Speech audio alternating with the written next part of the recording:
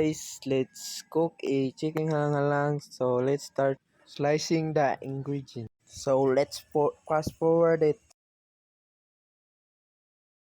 So we have here the ingredients. We have onion, garlic, oyster sauce, magic syrup, ginger, and green pepper, black pepper, and chicken legs. So let's start cooking. First thing you do is to get a pan and put the chicken on it. Let it boil for after 10 to 15 minutes.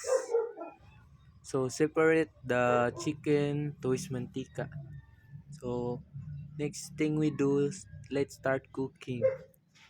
Let's go. First put a butter in it, then let it melt. After melting, let's put some onion, then followed by garlic. Then hayaan natin ang aroma lumabas.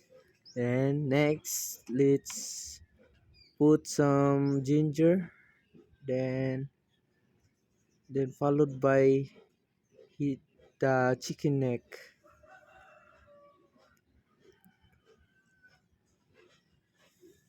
Mix it until the pampalasa and the chicken leg combined. Followed by your mantika, yung mantika na ginagamit kanina, then followed by tuyo. Put some tuyo para ang tuyo. Then next we have the oyster sauce. And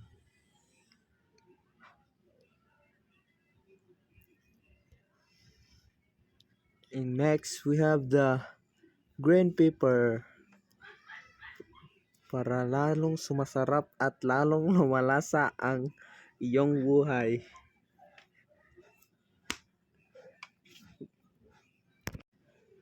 Then next we have the magic sarap, pangpagana kumain. Then paghalo-haloin lang natin ang mga